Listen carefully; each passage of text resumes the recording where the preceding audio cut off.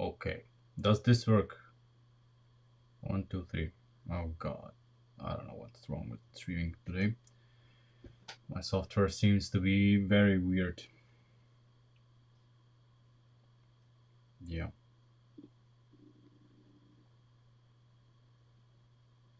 Some audio issue. I hope it works, but yeah.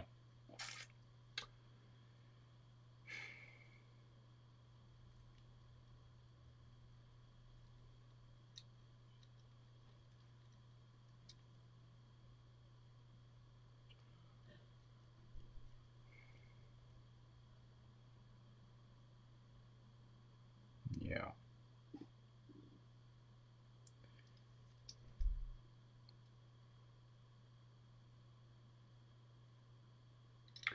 So, this is a prototype suspension that Christian and Ben developed.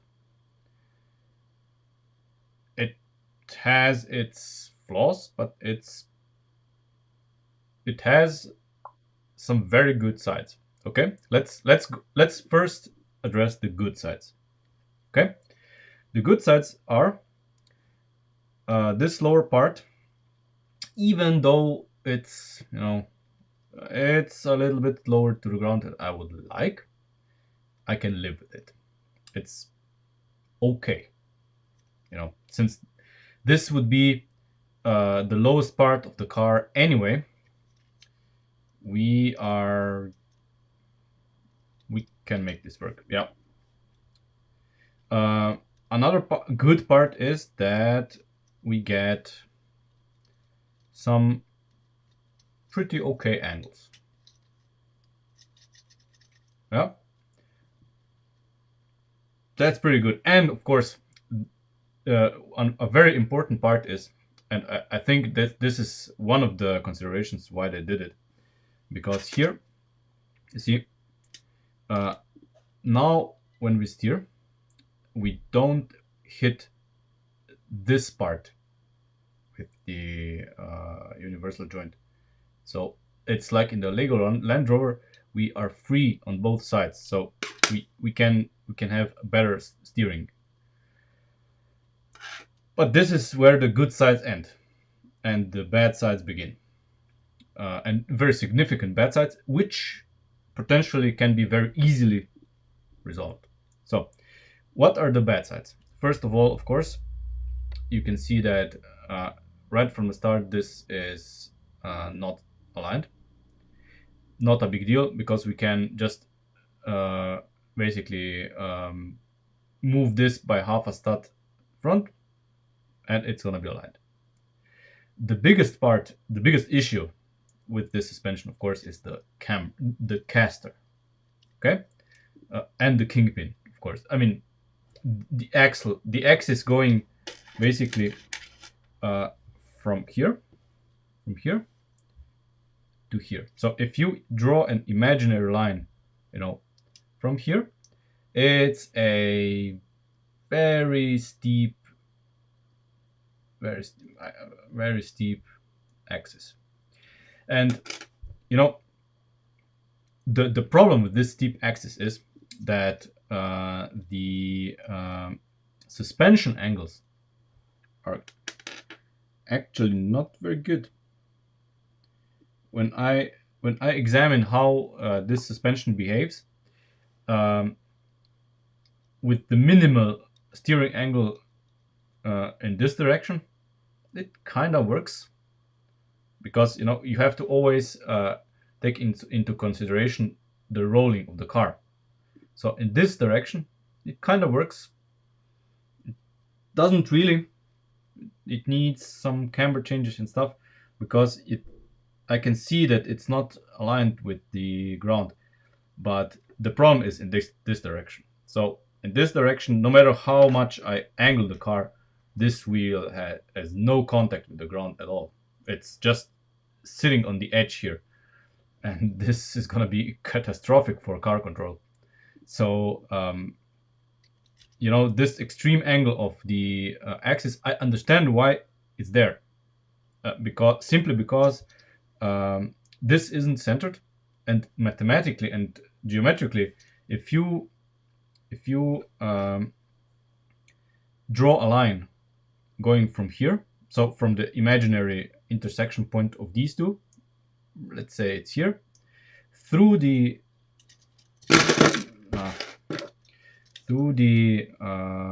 CV joint, and then up. So basically, you just have these two as your reference point, and you draw a line and then extend it upwards. This is basically where it would point. That's okay geometrically, but it's not okay. This is absolutely unacceptable. But it's a nice effort. I really like this. It's really nice out of the box thinking. I kept the geometry that they provided, but changed a few things, because I had to. The geometry is the same, just the layout of the element is, a little changed. Yeah. So the caster is absolutely unacceptable. So the caster at the moment, if we look at this, is about this. Looks more extreme in off camera.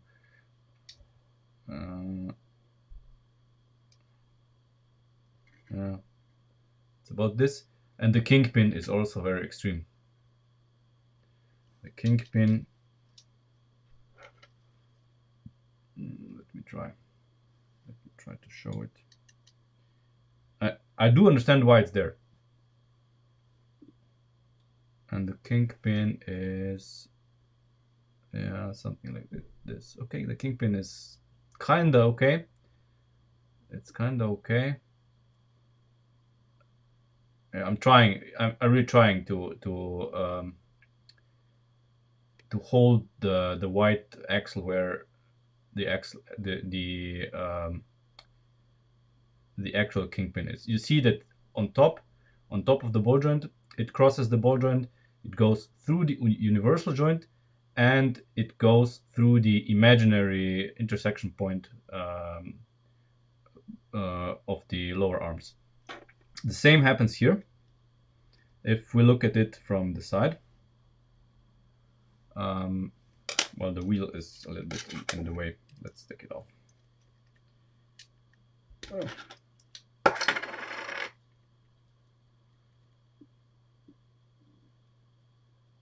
It's kind of hard to hold it in place. So here, let me align this again as good as I can. So again, you see, it goes through the imaginary intersection point and the CV joint, and then it goes into the upper joint. Yeah. So I do understand why this setup was chosen, because as Ben said in chat, it is because the ideal line from this pivot here was chosen through the universal joint, because we do want, in order to maximize steering angles and alleviate stress on the CV joint, we want the steering axle to go through the CV joint. So the CV joint is the center of rotation, and in this setup here, the CV joint is the center of rotation. So this is technically correct. Yeah. It's technically correct, but it's still not okay. This is the steering axis. Yes, it's maximized, but the problem is that the contact with the ground is going to be completely useless because of the angles, because they are too extreme. the car, the car would have to angle. It would have to have Citroen 2CV angles in corners in order to keep, in order for the wheel here to be level with the ground. The car would have to angle. It would have to angle. Oh God, yeah. It will never. You see, the car. If this is the level, the car would have to be like this. So an extreme angle, which it's never gonna have. It's way too much. So, I mean, this is as good as it gets. So the lower part here is really good. This the wobbling that you hear here is basically because this is a pin connection, should be an axle connection, basically to minimize the slack here. But we can do this at a later time. This is just, as I said, this is just a prototype. It's just meant to be a geometry exercise. The final product is going to be different. This is just a mock-up. So yeah, the upper joint has to be changed. It saddens me, but we have to do something because even though it goes through the CV, it's not gonna be good. Sadly. Sadly, we're gonna try, different things. Now, I mean, we know the baseline. So this is this setup here is the baseline, and now we're gonna experiment and see if this is gonna be acceptable. Absolutely, this setup is better than what we ended up with yesterday. On Saturday. It is better. It does not, the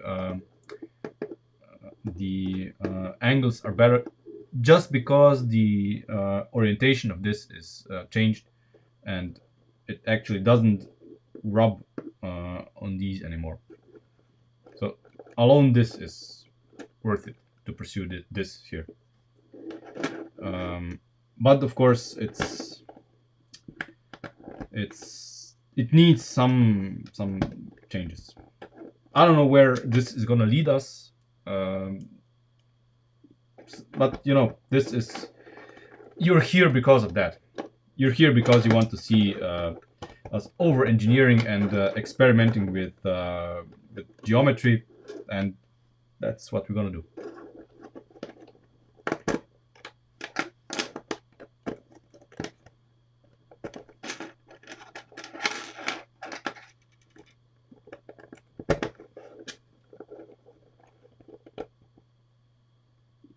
So what I'm doing here is what I've done is I made the kingpin, the caster axis a lot less steep. Now let's check the angles here. The angles here are actually pretty damn good, considering that what we did. And they would be even better. See, if we, I think, but this part here constantly, just like before, of course, because we actually didn't change anything significant here. In a static setup, this is still the same. So this part here constantly points in this direction. So maybe if we offset this by half a stud, maybe it's gonna be better. I don't know.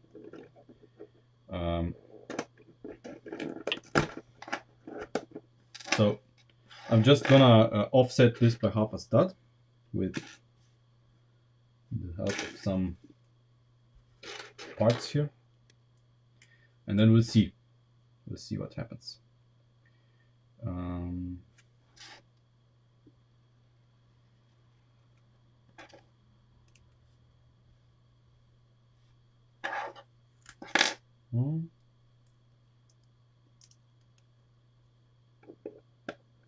It's all about experimenting.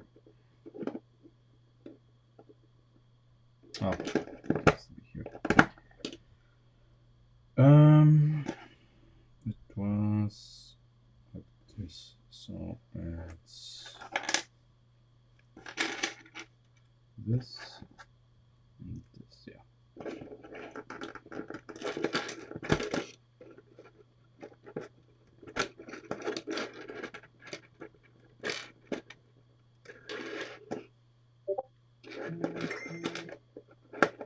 Just a moment.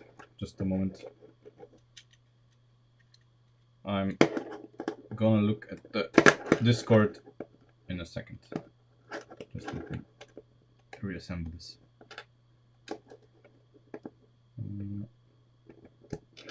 Okay. Okay, yeah, this is straight now. Interesting.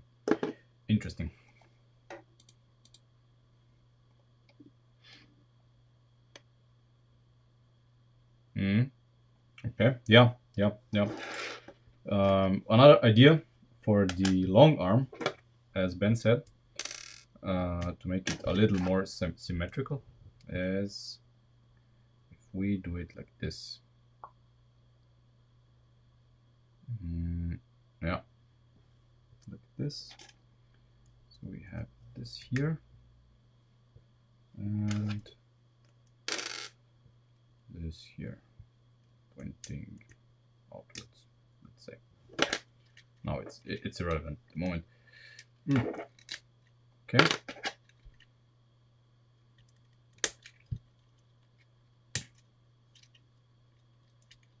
Okay.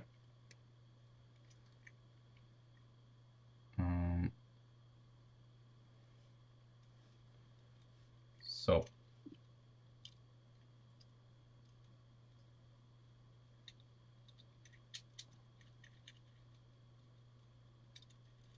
we do have actually pretty good angles without binding. So I'm looking for the best angle before before these teeth here start binding on the CV. And this looks actually pretty good because you see it doesn't wobble so much left and right. What it does is it goes in and out. So because of course this part here can move on the axis, it can move in and out, which in order because this axis here is not aligned properly now that we changed that stuff, it can move in and out, which is okay. The angles here are pretty damn acceptable, but of course without us checking with the wheel to see if eyeballing it, of course, if the angles are interesting in terms of ground clearance, of road holding.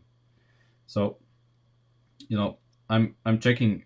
This is the most extreme position where the suspension is fully extended. Of course, here the angles are gonna be a little limited, of course, which are, it's not a big difference. So this is the suspension in full drop,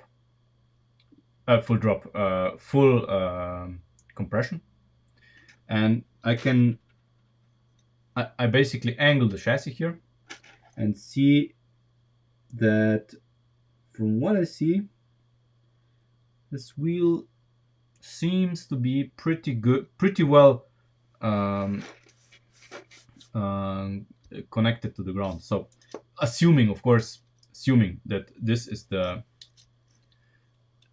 forward direction. So absolutely, this is the forward direction because of the caster. So if I angle this, and this angle, of course, is smaller because this is the outer wheel. So when the suspension is fully compressed, this is the outer wheel, and the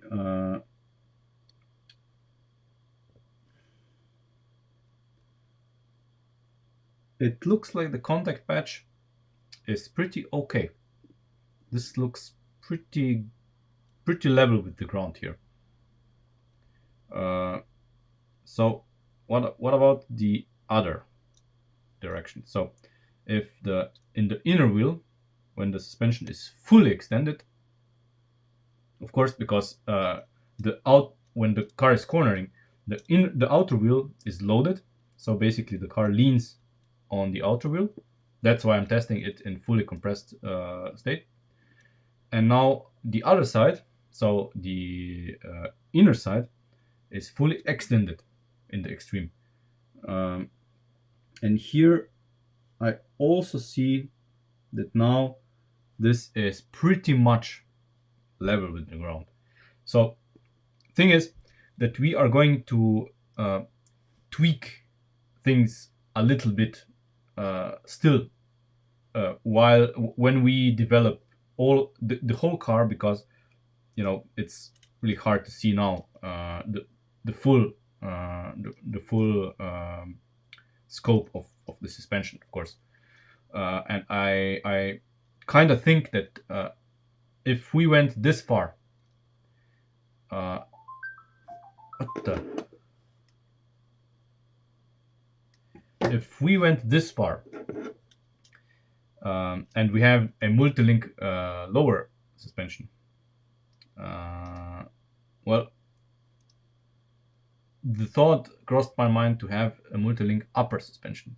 However, because of the limitations of Lego, of the scale, of course, and the Lego links, we cannot, because we absolutely want a shorter arm here. So if we want to keep the shorter arm here, we have to have a single arm on top, which is okay, if you ask me. That's pretty okay. So since this is the front of the car, so the small arm here is going to the front, and the rear, the long arm is in the back. So basically, when the suspension is encountering obstacles here, the suspension, the long arm basically takes up, is being compressed here.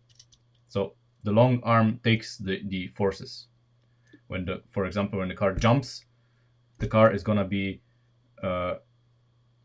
jumping, basically falling to the ground with the front, and of course the wheel is gonna compress as far as it can, and this is gonna be forced backward with full force. So you see this part here is gonna be very stressed. This one not so much. This one basically just keeps the track, and this one is gonna be fully compressed. Yeah. And regarding the suspension, well, obviously we, as we said before, we cannot mount any springs on these two, sadly, because of the scale. But that's okay, because I think that if we do a push rod, a pull rod, basically pull rod suspension, that's gonna be pretty fine, because packaging wise, I think, well, I don't know if it's gonna be better or worse, because if we had a spring here, it's gonna be too long. there's really no proper spring that we could put here because of the scale of the car. It's going to be way too long. So we're not going to do that. What we are going to do is we're going to use, you know, one of those links, and we're going to place it, I don't know, somewhere as close to the center of rotation as possible. Like here, for example. See? Should be minimal deflection, which we are going to test right now. And that would be our pull rod. Let's try it. I'm curious. So this, and we're gonna change this for a 5er, I think.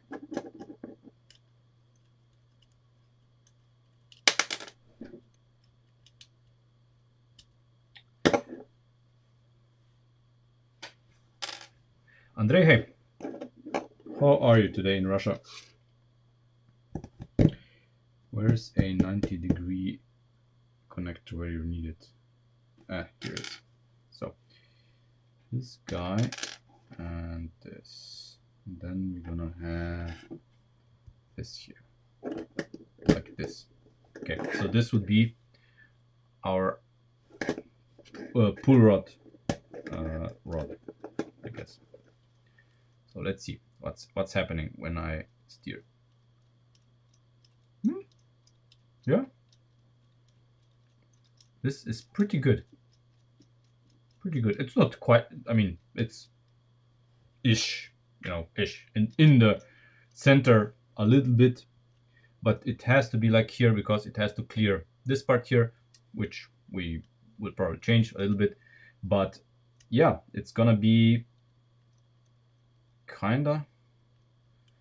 Although I think we should move it because we don't have room here for it.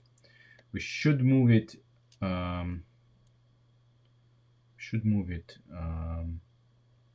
Up. Of course, the other option would be a push rod, but the push rod has, you know, some properties that I don't like in this setup. For example, if we have a push rod, the problem is that we have nothing to brace it against here. We could, for example, we could make a link here for the push rod, and it would push up.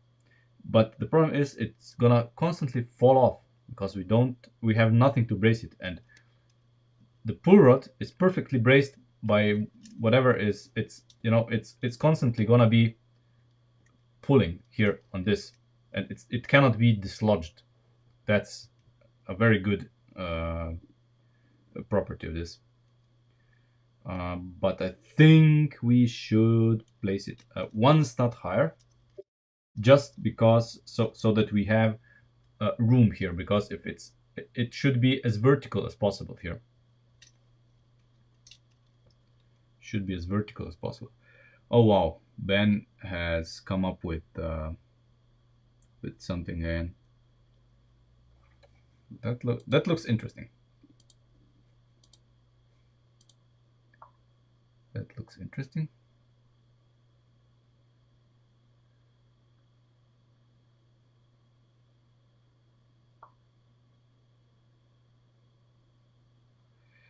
That looks interesting.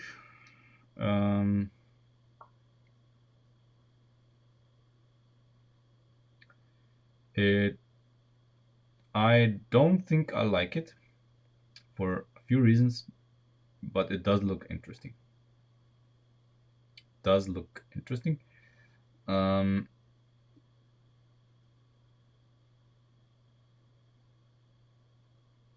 It's a nice idea.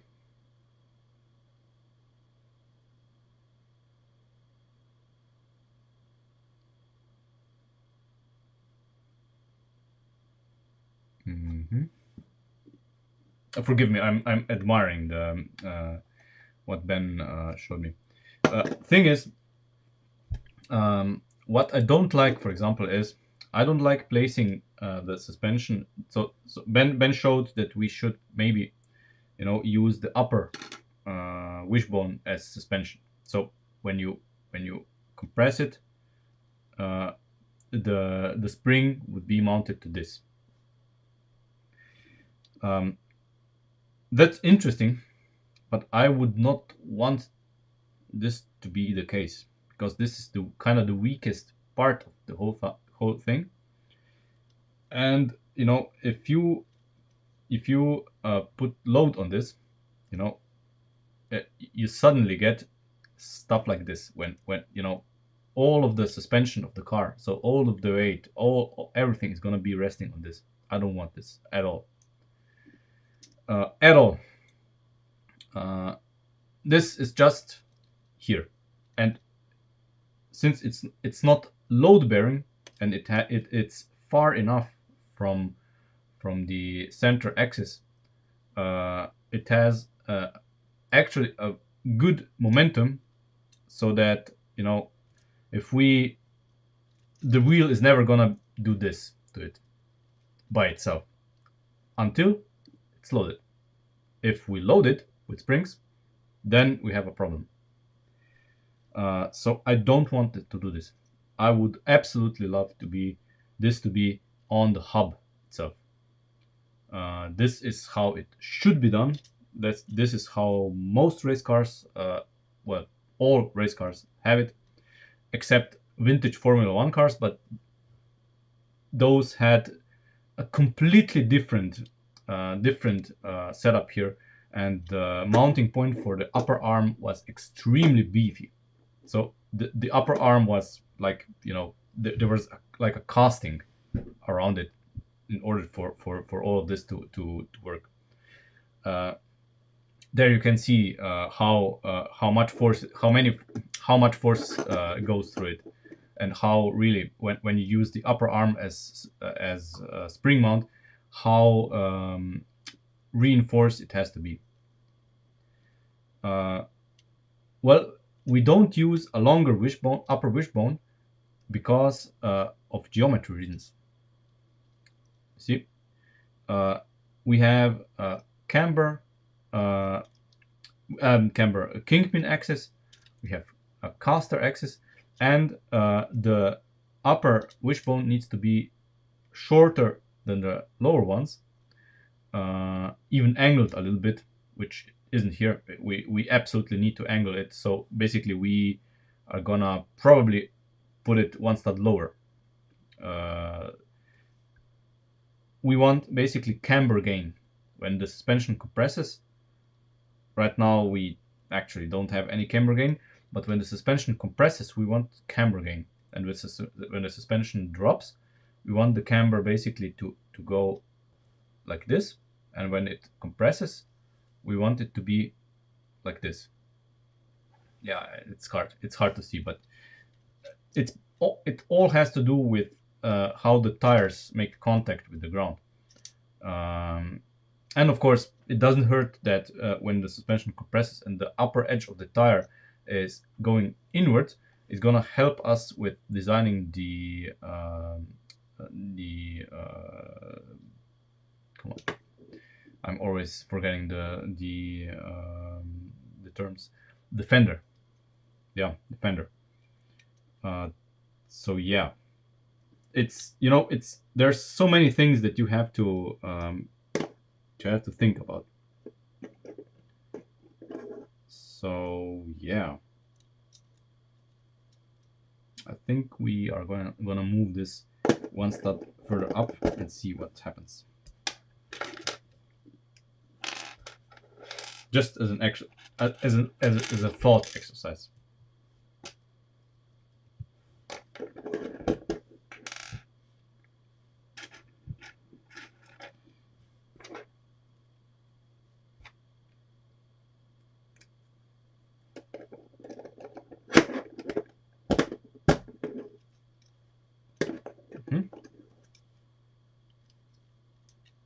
Yeah, it's still good, still acceptable. Yeah. And now we have basically a clearly defined way of mounting this. Obviously, I'm gonna mount it now in a wrong way, just something that fits here the geometry, but you'll get the picture.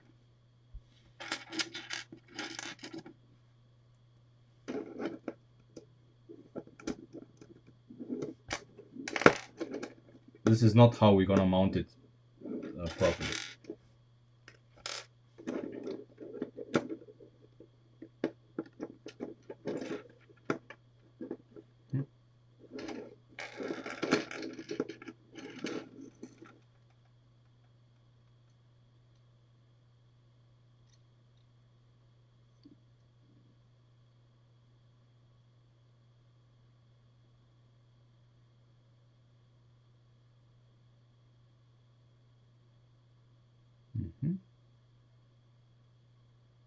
Ah, it needs to be mounted here.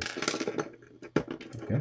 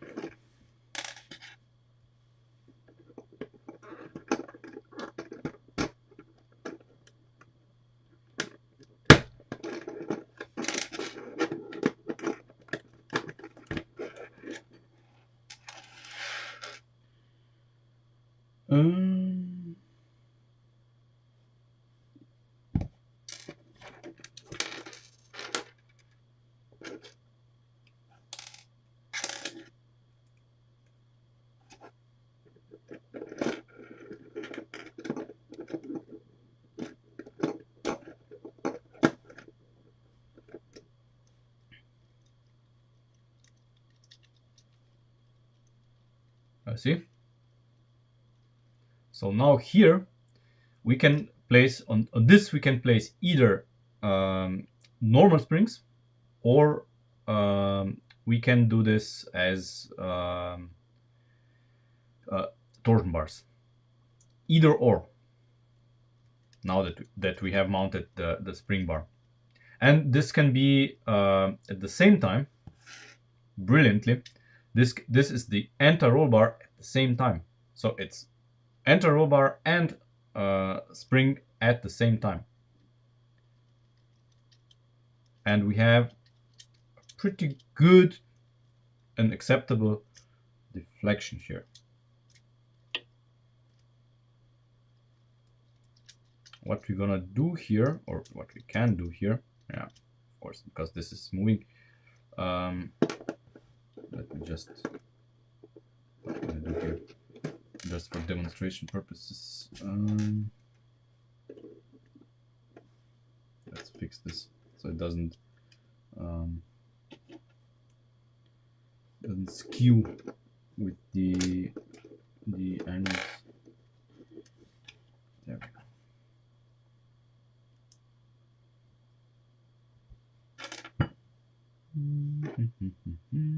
Come on.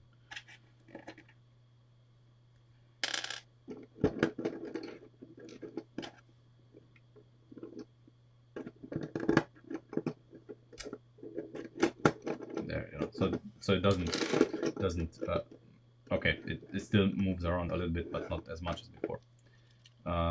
Okay, so here what I'm gonna do is I'm gonna, still this is experimental, I'm going to raise this by half a stud, and I'm gonna lower this by, do I need to lower it?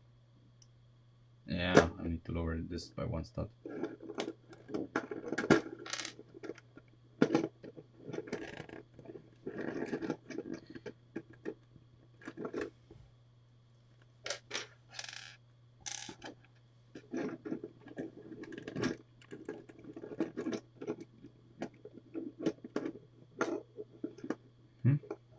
Now I have the problem.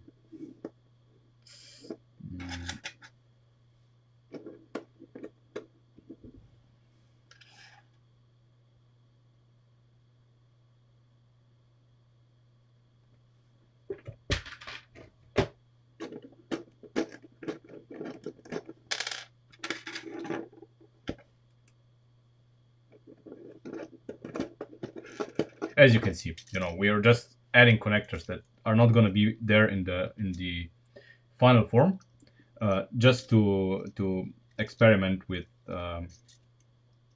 this here.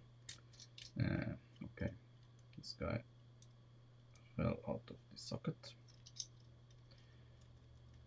So much geometry. There. There. Okay.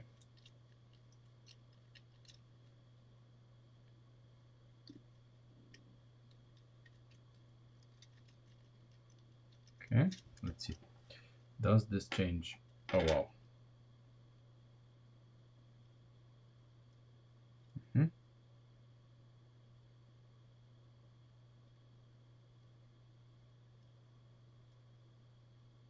No, it's okay.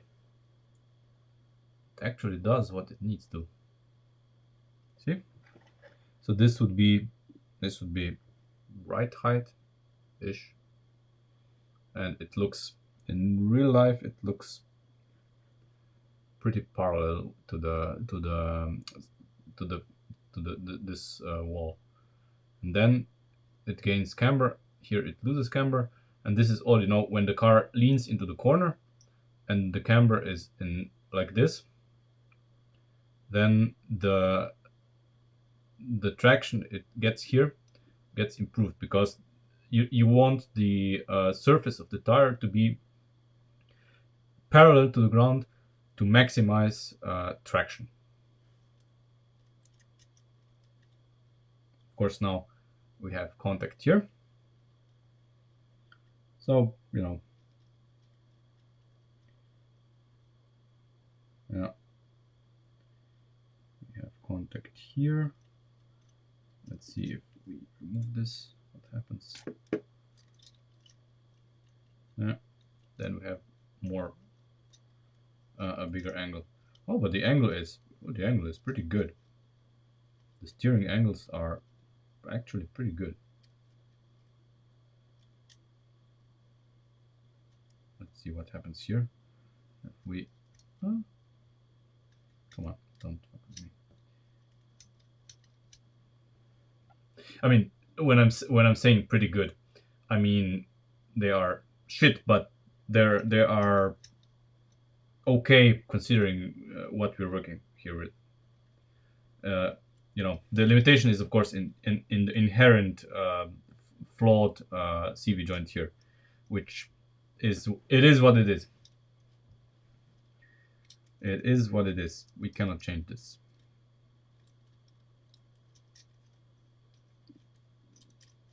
And the steering, you know, it's more of a direction suggestion than actual direction change, because it's too small. But I guess, you know, when the car is going fast and not doing tight turns, well, maybe it's gonna be enough. But yeah, we need to do something about this. The push rod, the pull rod,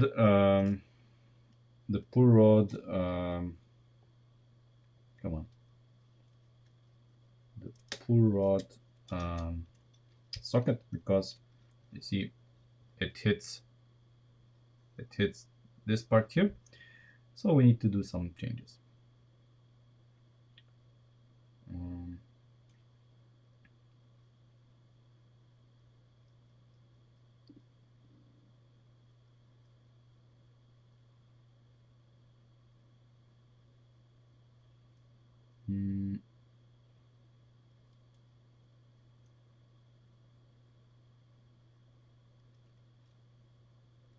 It's okay here.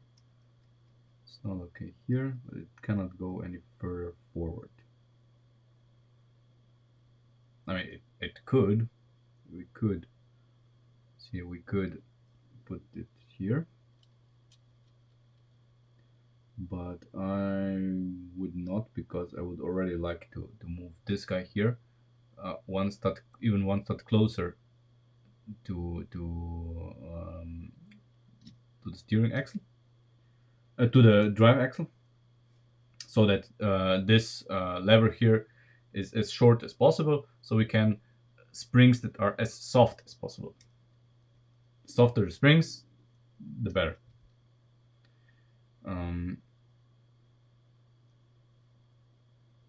Okay, let's do this.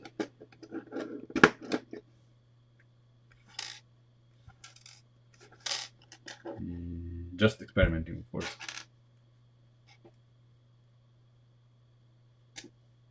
There. Let's see what we get.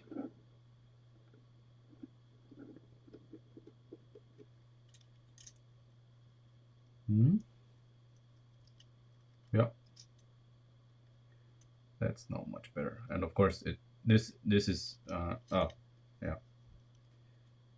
course, immediately jumps out.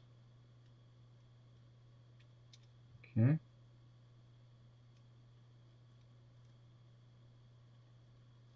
Okay. Yeah. So these two here are never gonna meet. So we have the room here for this. And of course, now we have to engineer this to be a little bit better somehow.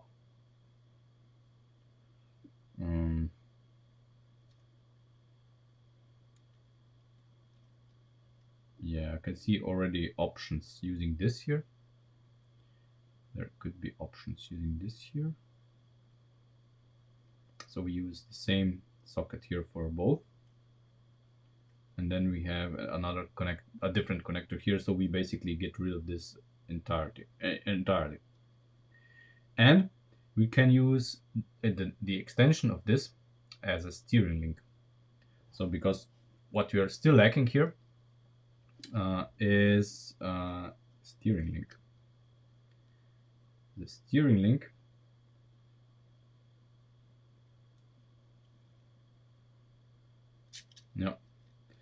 steering link should be probably here somewhere.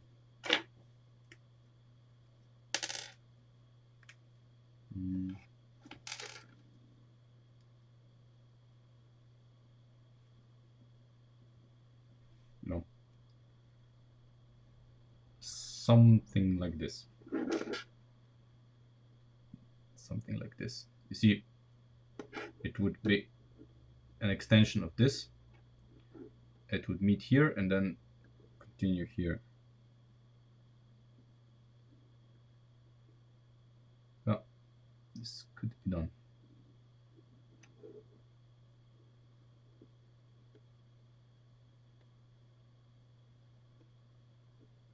And this would have to be half a stud high.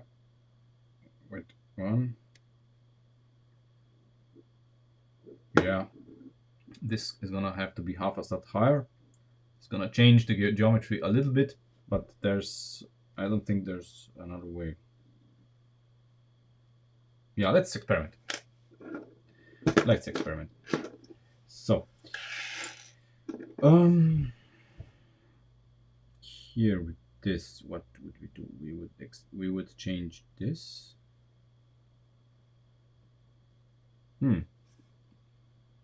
That looked easier in my mind because I wanted a different part here. But I don't have that part.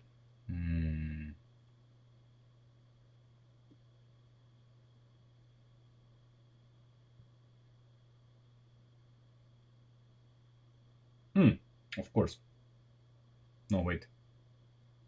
What if I turn this? Would this be okay? If I turn this 90 degrees,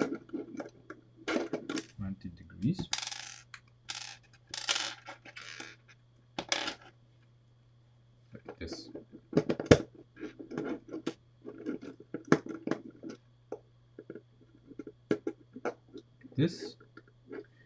And then I would have another 90-degree part here.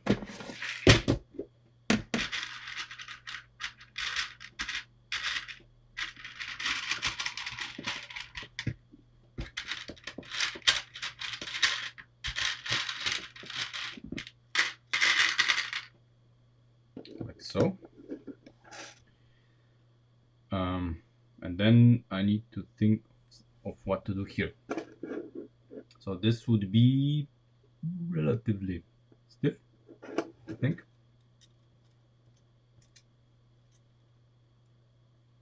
Yeah, I mean, considering that it's gonna be supported by other things.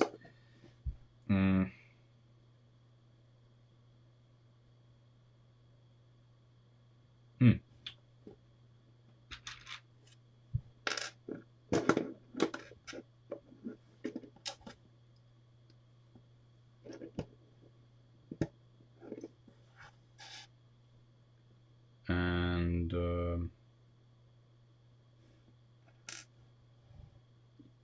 then I guess we can have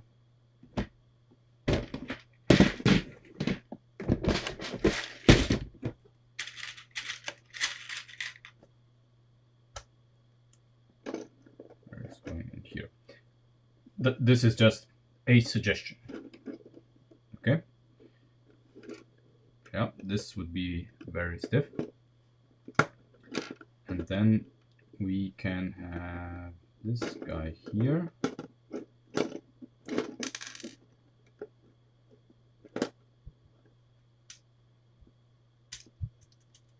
Okay. Interesting. Okay.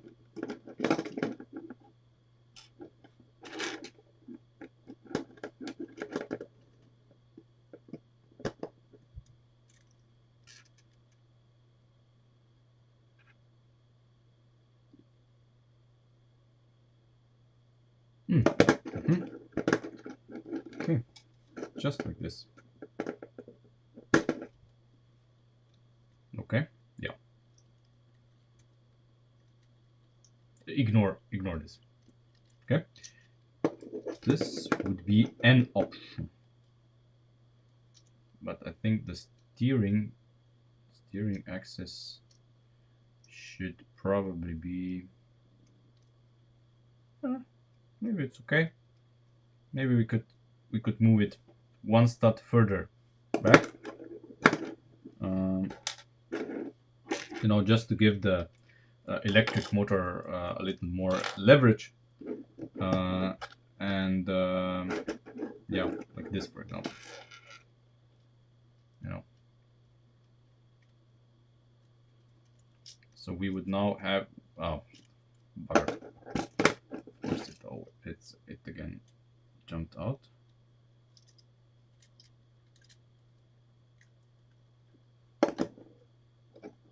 Immediately.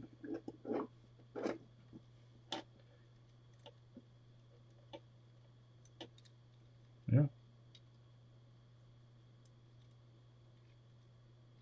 Let's see. If the center would be here.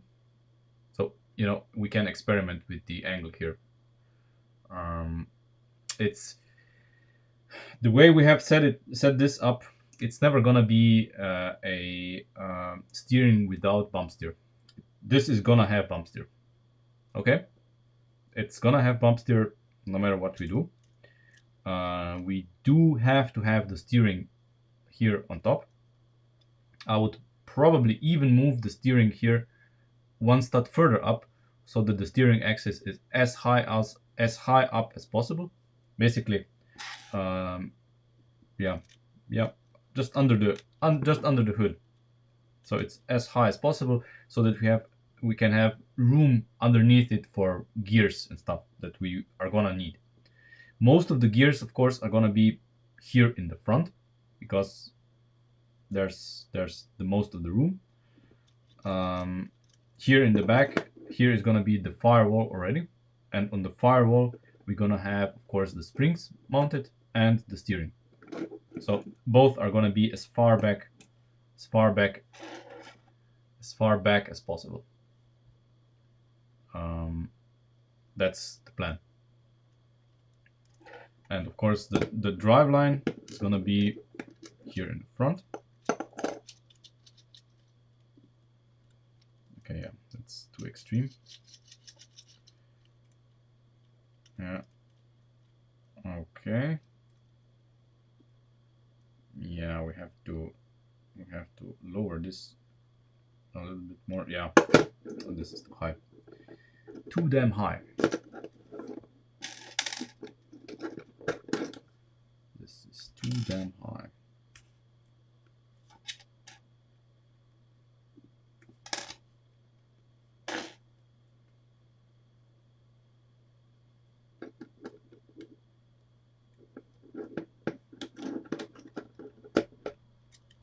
Yeah, like this.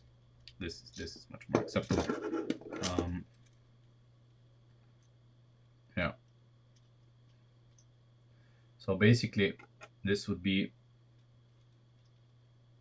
the kinematic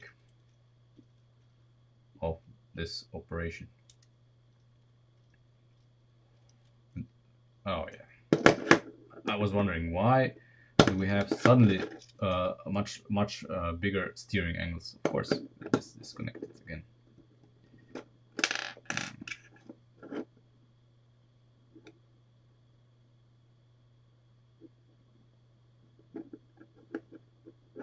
I mean, for this I have a solution already, but yeah. Oh, nice. Wait, what? Did the steering angles just increase? What? This is very good. This is better than expected.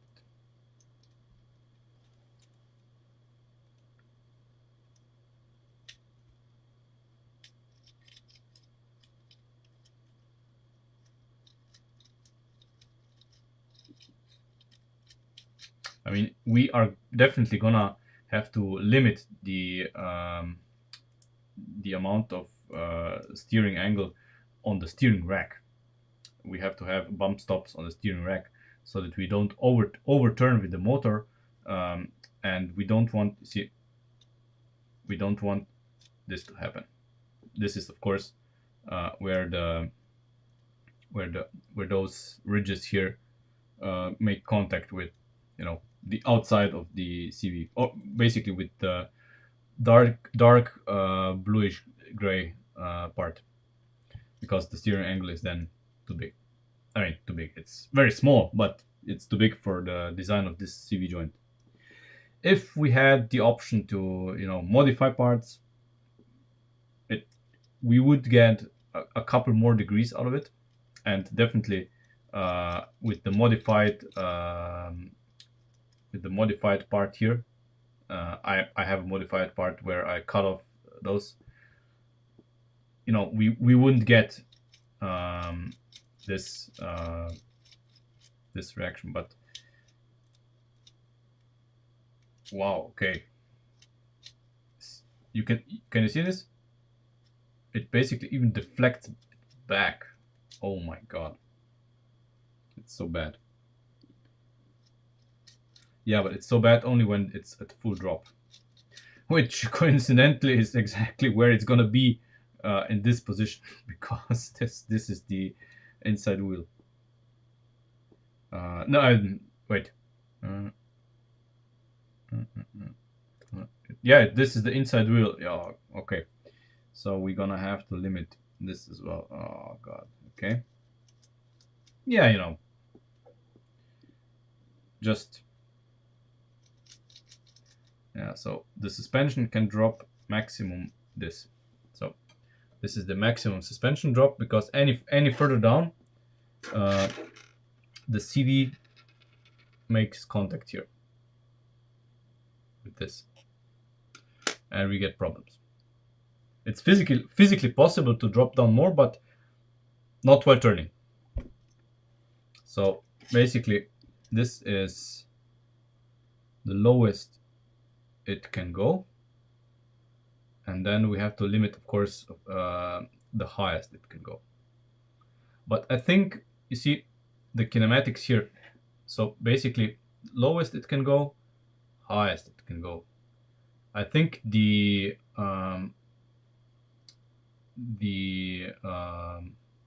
suspension travel is big enough. You know, we really don't want suspension travel like a Baja racer. That wasn't the case on the real Audi either. So I would say that's a little, that's 2.5 studs or something, and that's pretty good. We don't need more. We don't need more.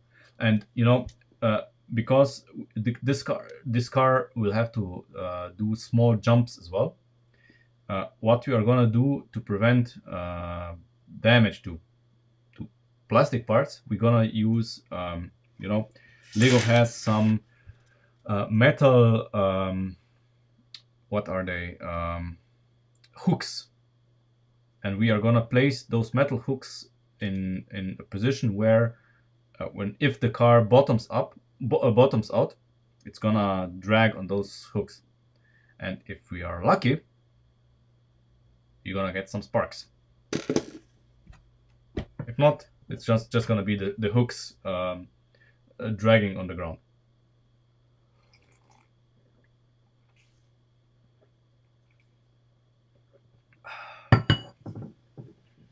So that's the plan.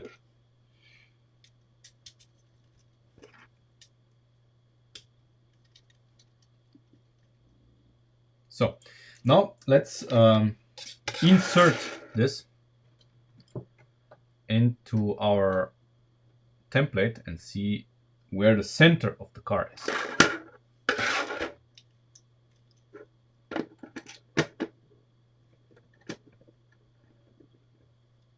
What? Ah, yeah. Of course, I need to remove those. They are irrelevant at the moment. So, if we move those as out as possible. So, we want this to be here. So, the maximum width of the car that we can have is this. But since the tire has a little more overhang over the wheel, see, this is where this is gonna place. So the drive axle is gonna be exactly where we had it. Yep. So this,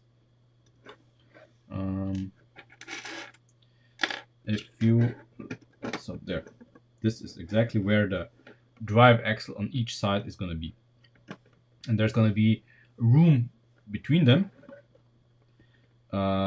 which we are gonna put to good use, because I want to use this differential. And I have no idea how the gearbox is gonna look like. Absolutely no idea yet. But the goal first was to develop this. Now that we have a rough shape of this, we are gonna do well, the other side, because I like to visualize things when I have them together. So basically the other side is gonna be it's gonna be here.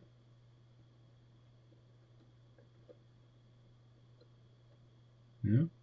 So these two frames are just probably not gonna be here, because between those two frames there's a lot of room. And because there's a lot of room between those two frames, so between basically the drive lines themselves, I would probably like, we're speaking a lot of room. It's a joke, of course, but yeah, because the differential, if we wanted to use CV joints, cardan joints, this would have to be 1 stud further apart, but it can't be. So the differential is going to be longitudinal,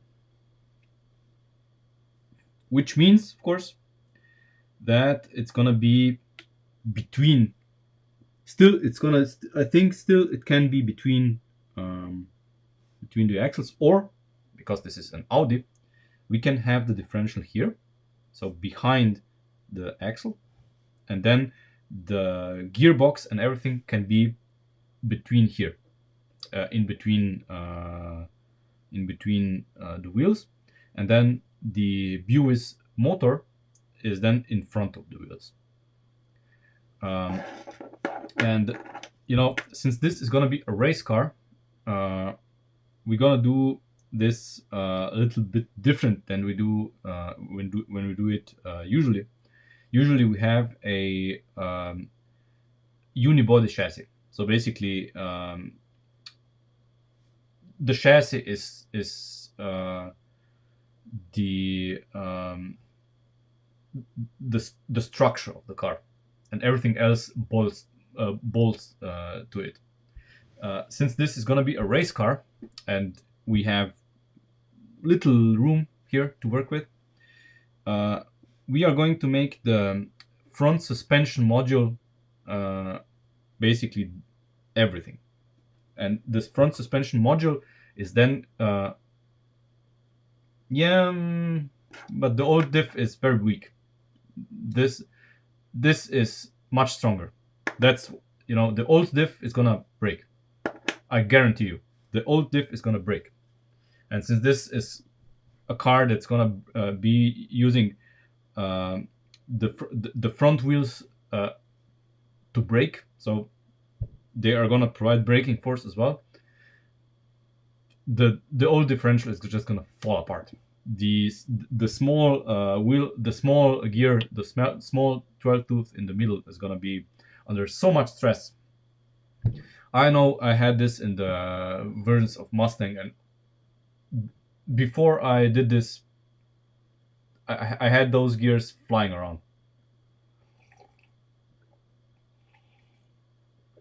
So I would really like to use this, because the old differential would be cool if I could modify brakes, because I have modified versions of it. Let me show you.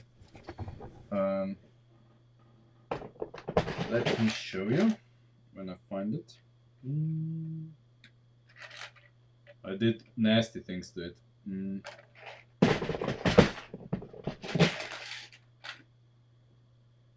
Where do I have those modified differentials?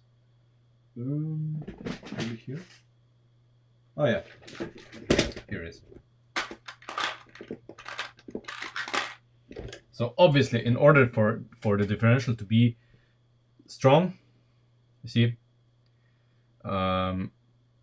this is a differential that can take some force. If you use just this one peg that is here stock, it's weak, very weak.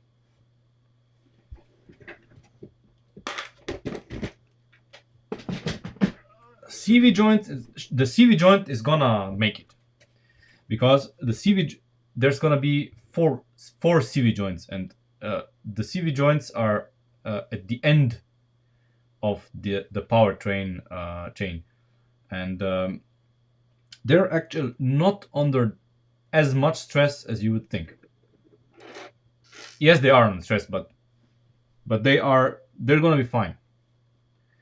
The problem are not the CV joints.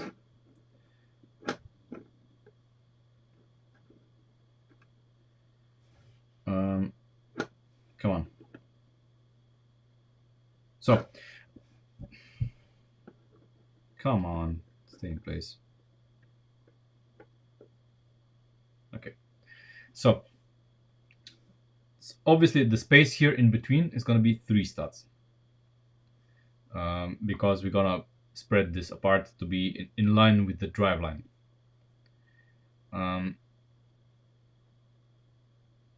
Exactly. The CVs cannot slide, and they should be fine. So we basically have 5 studs of room to make the differential and gearbox and everything. And of course, we're not limited to the 5 stats. So let's take this as a template. We're not limited to the 5 stats here, because we can have. I'm just playing here around. This gear can go overboard here. Doesn't matter. You know, and another gear can be here. So all of this space is available. Because even if a gear, once we clean up this stuff, so it's we mount, we do a different mounting solution here. We're probably gonna use frames on each side and then frame on top and bottom something.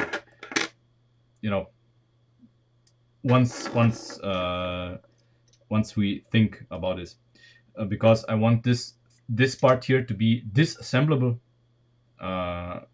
so that if anything here breaks, it can be easily changed without completely dismantling everything, like it's customary in Lego models. So I want this to be serviceable. So, and this module then is gonna bolt onto the firewall as a whole, and this module is gonna be a weight bearing piece. It's gonna bolt to the firewall, but the module itself is not gonna have springs or steering attached to it. So the steering rack and the spring mounts are gonna be on the firewall, and then we just married everything together. Something similar is gonna be at the rear, of course, because the rear is gonna be basically a copy of the front, just less sophisticated. And since we don't have the full steering, the rear is gonna be a passive steering via. Basically, we're gonna exploit the bump steer. We're gonna make some extreme version of bump steer. So when the car is basically the suspension is fully compressed, we're gonna have a small degree of passive steering. So that we can aid the small steering angles in the front, and the car makes a little tighter turns. It's not gonna be a lot, just something small, but it's gonna you have to add the angles, and it's gonna add up.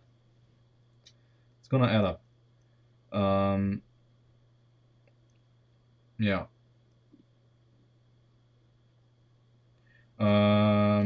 Hey Sasha. Well, we are building what we are building for the past 2 streams. The Audi S1 in 1 to 10 scale. Yeah, I mean, I'm maybe not happy with this. So this is leaning forward. We need to correct this. Basically, what we need to do is, in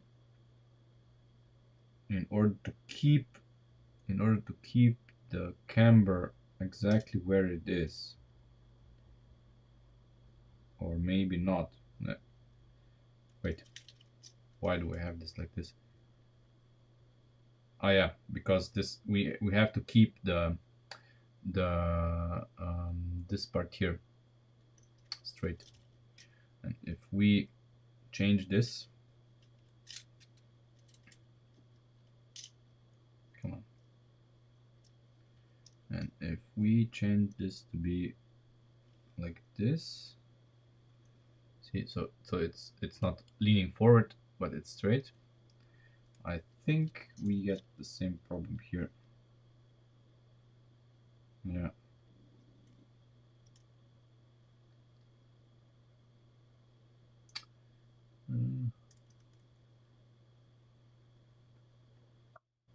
It's not much.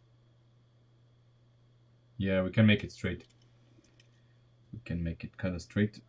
let's see what does it take to make it straight.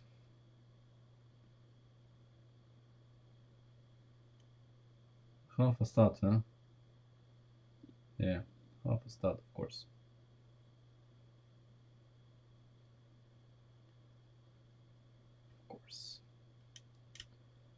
Of course it would be half a stud. Okay, but we're gonna move the entire thing half a stud back.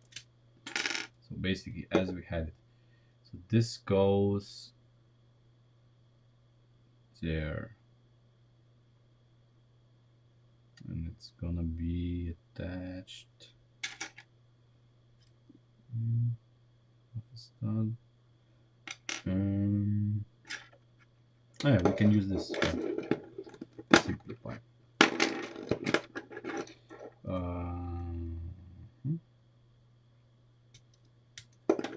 Yeah, Sasha, the Sierra is done. Basically, nothing that we would make on stream. I need to order parts and.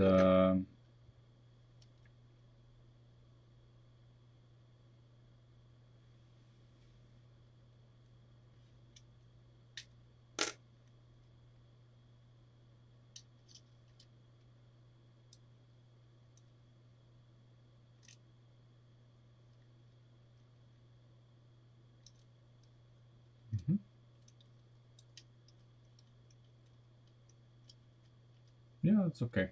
That's okay. That's acceptable.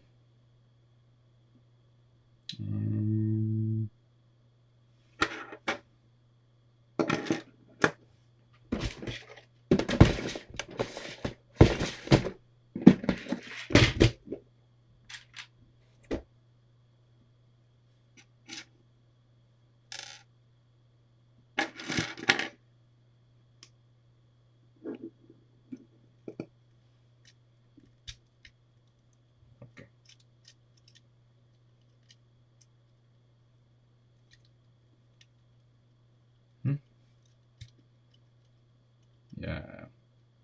Okay. I mean, the push rod needs to be the pull rod needs to be mounted one step lower here, and it needs a shorter arm here. But yeah, it's gonna be fine since it's as far back as possible. Yeah.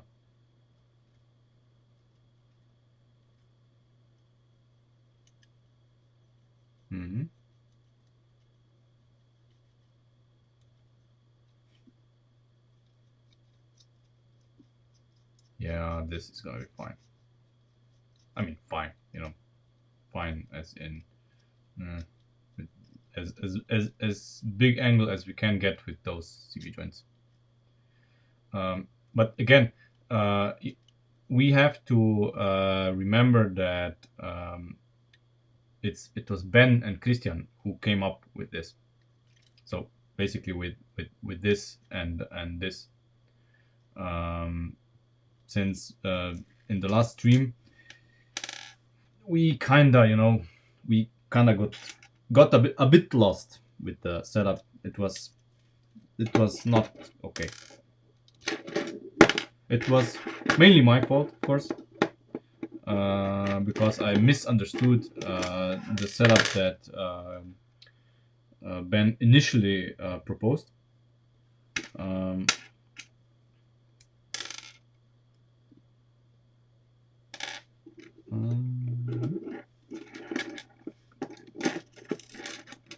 But it's good that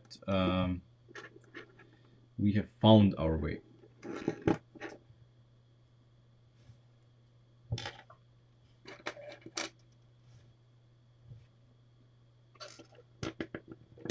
Yeah, of course. I mean, Ben is really the instrumental part in all of this because he, even before we started with the Audi streams, he was already very eager to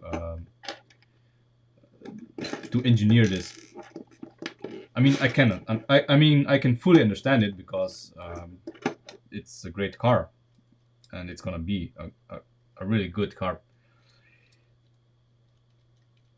Yeah, this is so good. Nice. I think we have a winner here.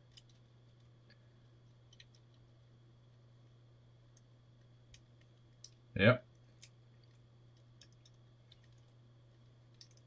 This is great.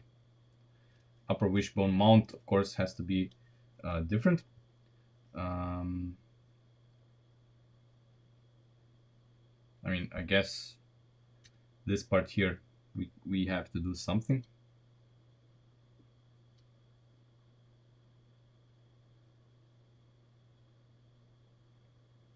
I don't know what yet, but this, of course, needs to be improved. This needs to go, and you know,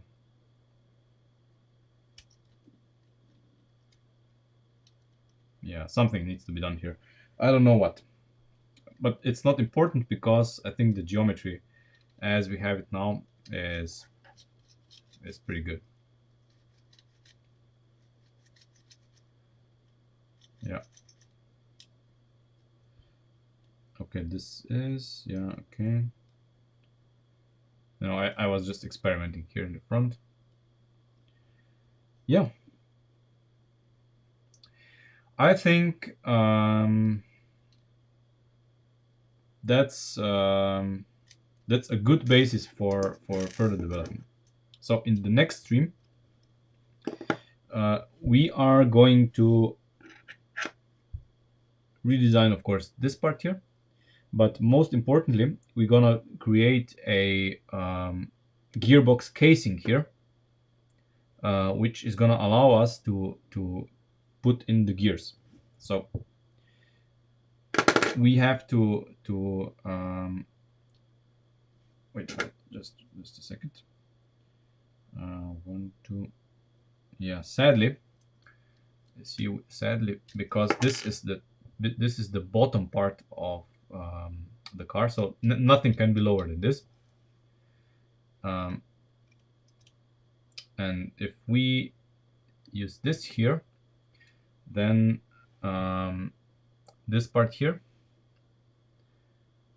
can absolutely not be here because we cannot place gears in here, nothing. It would be ideal if we could use it like this, but we can't. So we can use it like this, just like we did in previous attempts. So we're gonna utilize this and this capacity.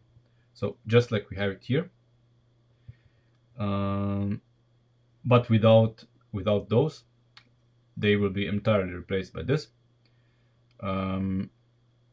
So basically, where this frame is right now is going to be nothing, empty space, just this, and then we can have a lot more room here in the middle. The problem, of course, I just realized, if we do this, we have nowhere to mount these two. So again, what do we do here? I think there is a part. Hold on.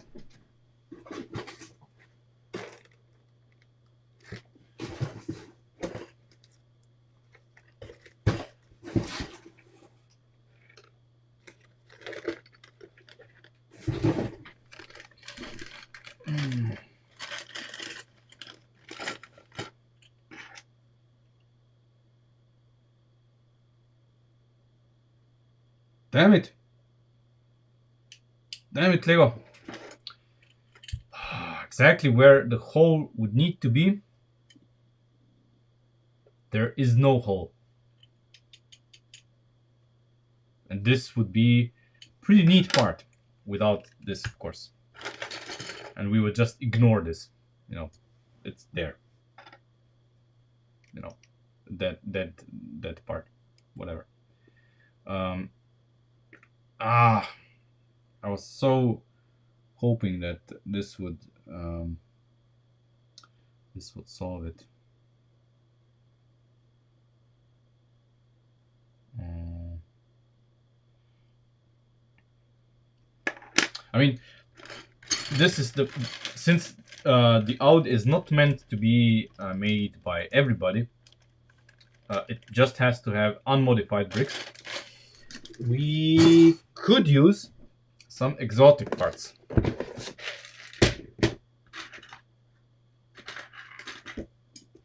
For example, we could use these. I have no idea at the moment how in this context, but I'm just considering them. They would be useful here somehow. Maybe like this in this capacity, you know, as a foundation, because then we can utilize these holes for attaching various suspension mounts. Um, I don't know.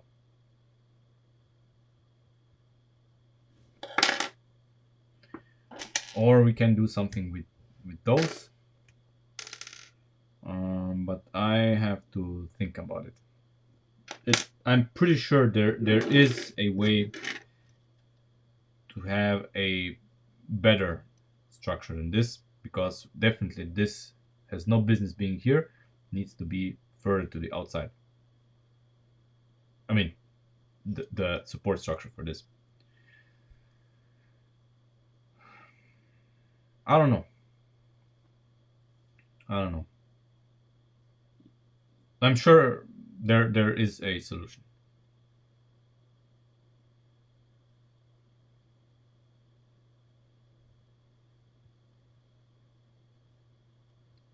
Yeah, I'm pretty sure there is a solution. What it is, I don't know.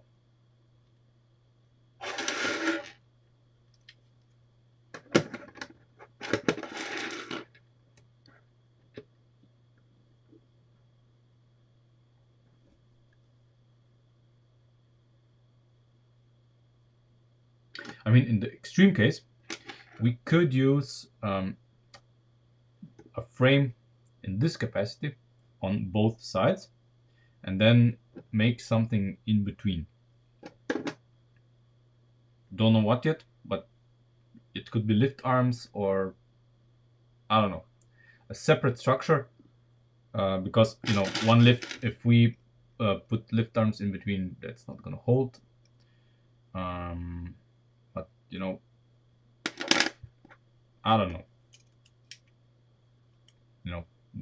With those here, everything's possible.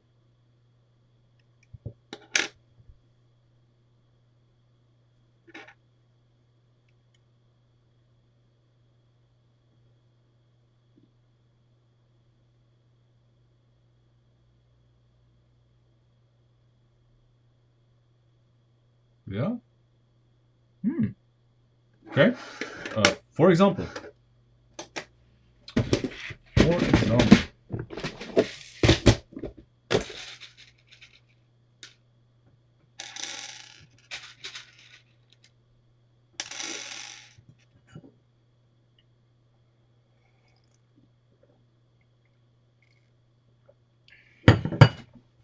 What if? What if? Mm.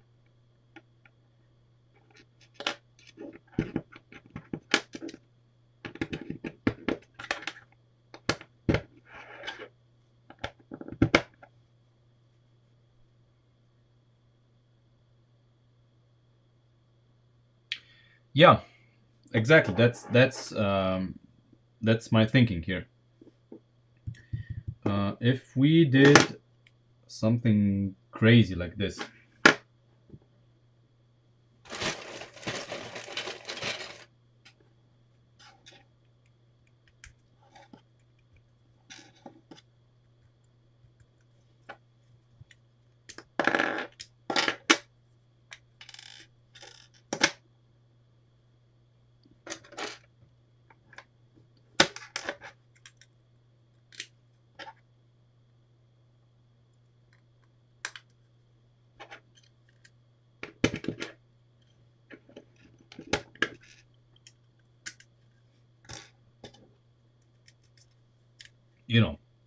just an idea.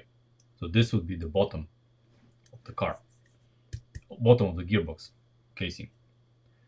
And here we can do many things. In here we can place, you know, we can place connectors and fix them with axles for the gearbox, and it would be really sturdy. We have half a stud offsets here for the upper lift arms, for the upper wishbones. Imagine now having a mirror copy of this on this side, because I have a few more. And in between here, see, because this has a channel, we could have gears very down, very low here, for example. And this here, of course, we can use in to put the suspension mounts on.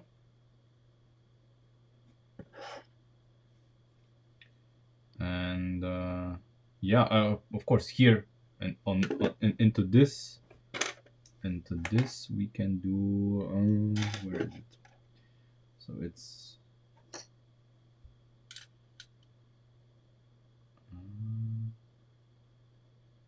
so the bottom one.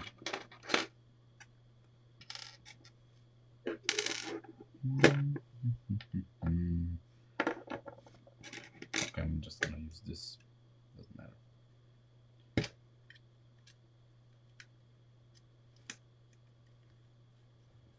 For example, and we can use.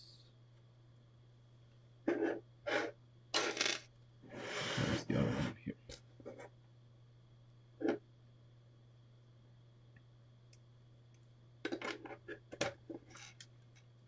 We can use stuff like this. See, now we can mount the suspension arms down below here. In this case, we have to turn this around 90 degrees, so we have the room for the suspension mount, but it's possible.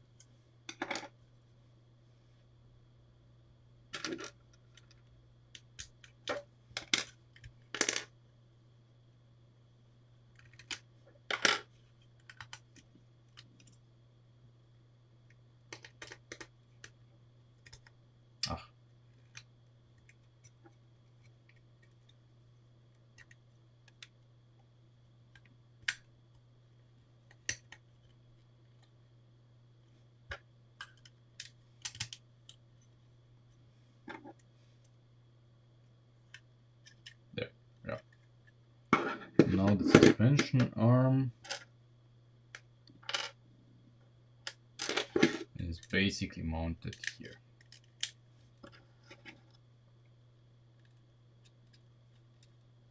Like this. I'm just doing this real quick. So it's, you see, it's in the same, very same, mounted in the very same manner than this. Basically, we're looking at this. So this point here and this, they are like here, yeah.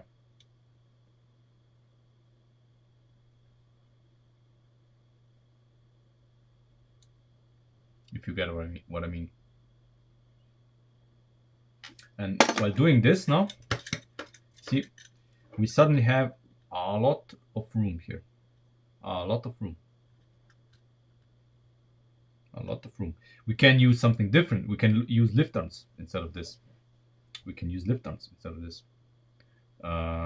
Even better. I mean, I just, you know, use this because it seemed convenient, but we could use lift arms as well. Yeah, and we can have a differential here. Why not?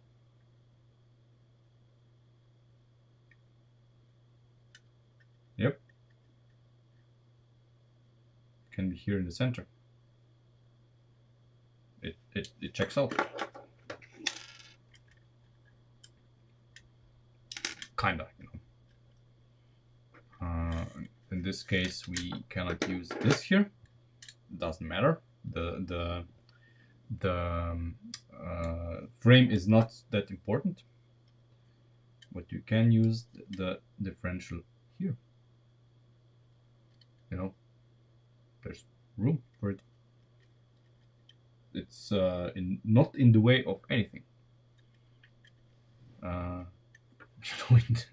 And then we have stuff here, and the center, of course, the center would be basically dedicated for the differential, and then we have the gearbox, like in the real Audi. We can have it here in the back, and then a shaft going through here to the motor, and the motor is here in the front, just in front of the gearbox, like in the real car.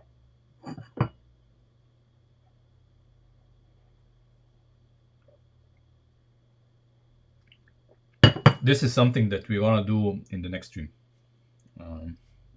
I have to think a little bit about it. Make a few, look at a few pictures and make a few calculations, and see how we're gonna package this. Because packaging this is gonna be very important, since this is gonna be, you know, this is gonna bear quite a little bit of load. And I'm absolutely in favor of us doing using those what are they called, bionicle torso sections or whatever.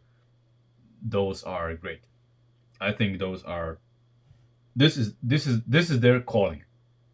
This is the reason why I bought them 10 years ago.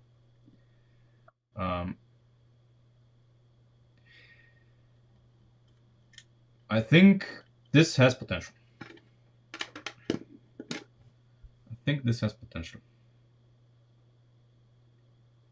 I have to look at a few schematics, and probably tomorrow afternoon I'm going to build a mock-up gearbox, just so I, you know, so I can get a feel for what we're aiming for. It's gonna be probably a lot bigger than it needs to be, but just so I know what goes where.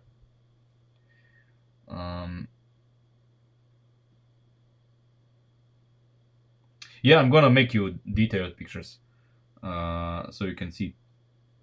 But this is just an idea. But I think it's gonna work out. You know,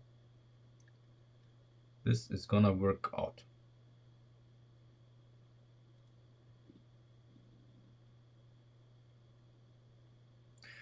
This is optional, of course. It can be a lift arm, two lift arms here, whatever. Since we have this connection, which makes it permanent. I mean, which doesn't prevents it from turning. And we can use the same. So these two, we can use another set here in the back. Somehow, you know, this differential can also be like this. So we have basically, we have another gear here.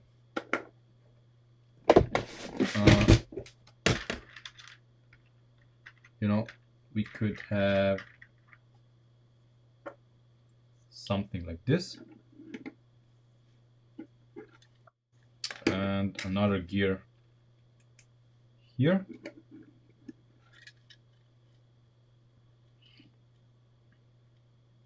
Or, I mean, those gears are optional.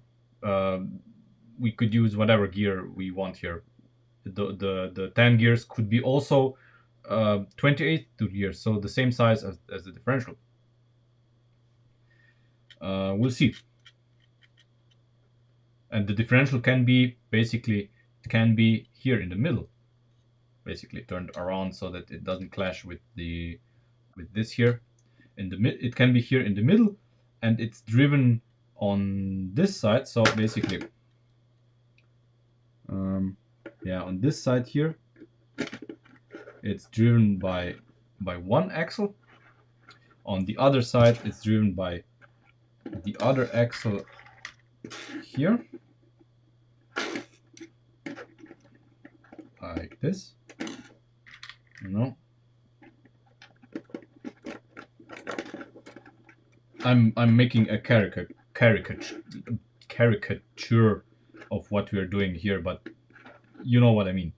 So basically, uh, this axle is driving this side of the differential, this axle is driving this side of the differential, and then the gearbox and engine are driving the differential on this gear.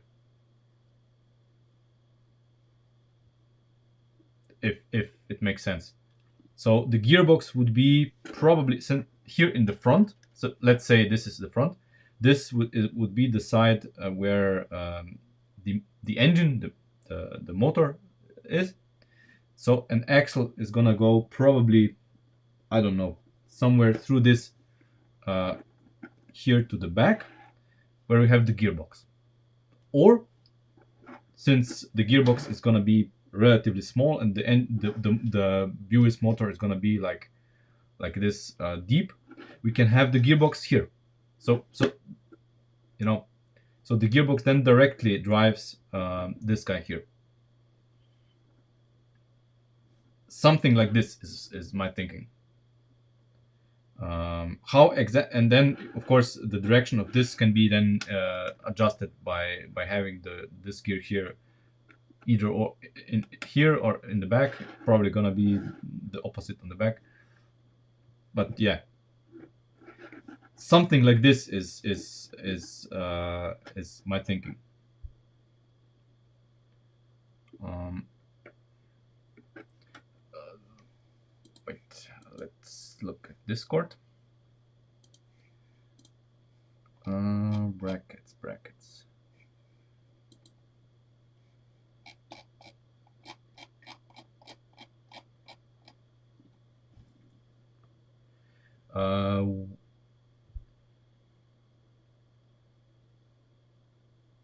Which age brackets do you mean? Where did you post it?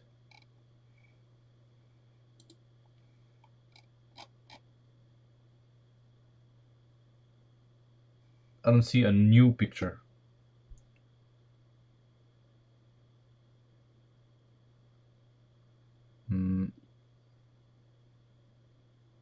Oh, you mean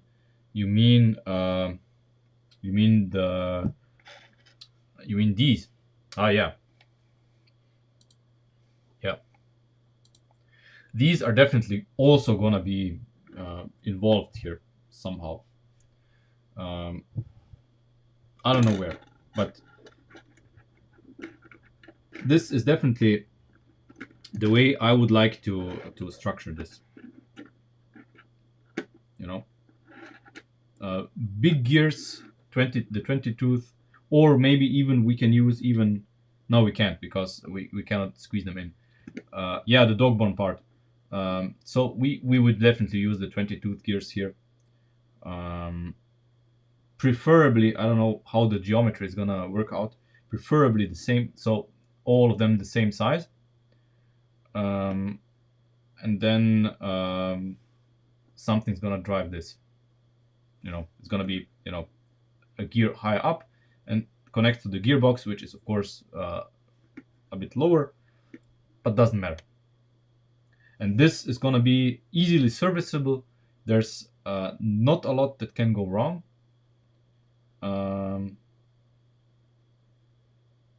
Yeah, I think that's the way to go.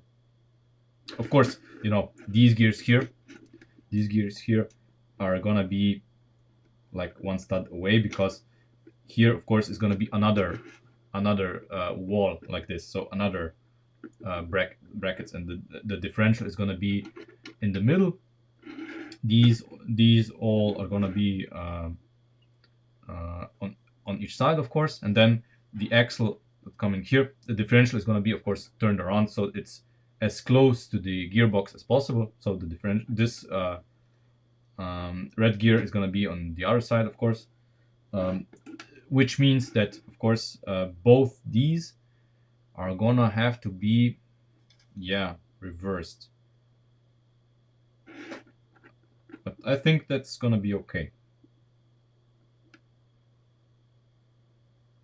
Yeah, that's gonna be okay. Yeah, they can be on the same side. Yeah, so this gear is gonna be on this side, and this gear is gonna be on this side. So as close to the front wall of the casing, and as close to the gearbox, so that we have, you know, so that the axles are gonna be as short as possible for as little um, torsion as possible.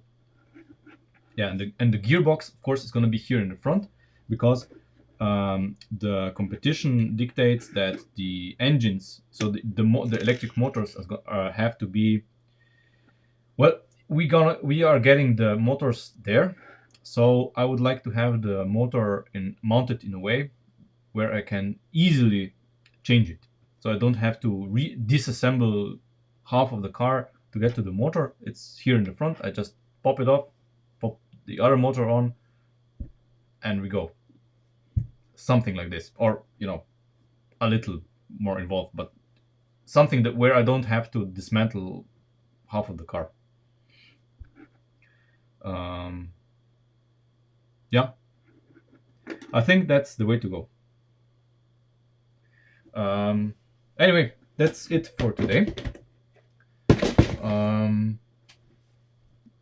I really like this. This is gonna be great. Thanks for watching. Me, Ben, and Christian are probably gonna brainstorm in Discord. If you want to join us, join our Discord for the community and for the discussion off stream. And I see you on Wednesday, where we start building the gearbox.